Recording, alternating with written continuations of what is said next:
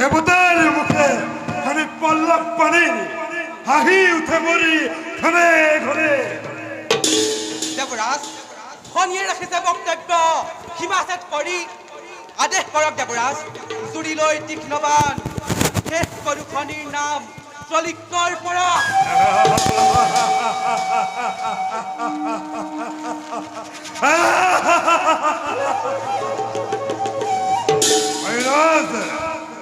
তোমার তীক্ষ্ণর মানে তাইলি বলবারে খনির দুঃখের দেহ, কারণ কৈশবারে প্রথমার পত্নীর অতিথি নন্দন মুহে খনির সৃষ্টির একে সুজন।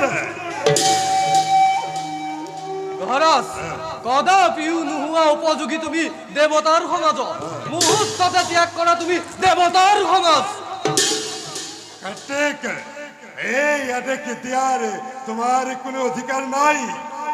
তুমি মাথো হৰগৰে খেলানায়ক আৰ যোৱা তুমি হৰগৰে সকলো খেলাক তোমাৰ আদেশ কৰা প্ৰদান। স্তব্ধ গহৰা মুহূৰ্ততে ত্যাগ কৰা তুমি এই দেৱতাৰ সভা। নিশ্চয় ত্যাগ কৰিম দেৱতাৰ সমাজে। তাৰ আগতে কৈ যাওঁ মুহূৰ্তকে দেৱতাৰ সমাজৰ অতুল চেনেকিৰ যিদৰে দৈত্যৰ সমাজৰ পৰা অকলে অকলে অমৃত পান কৰি জিতেন দিয়া তোমালোক, আৰু তোমাৰ জিতেন্দ্ৰীয় হোৱাৰ মূল উদ্দেশ্য হ'ল তোমালোকে অমৃত পান কৰাই। আৰু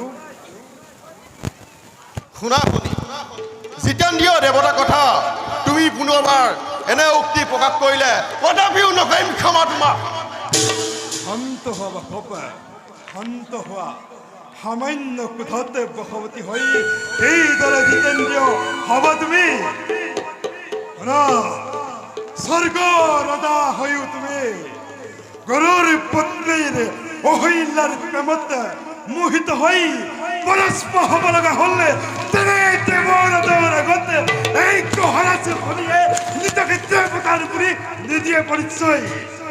খনি বাসৱ, খনি বাসৱ।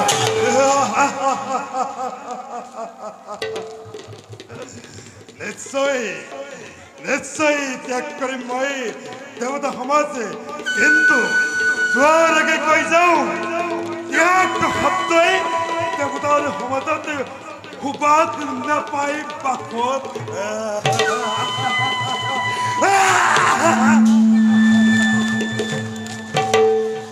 দেৱগণ দেৱৰাজ কি কৰা যায় খনিক তাৰ উপায় একো বিচাৰি নাপালো। দেৱৰাজ বৰ্তমান অপেক্ষা কৰক, দেখা যাওক কিনো হয় ফলাফল তস্তৰ যোগ্য।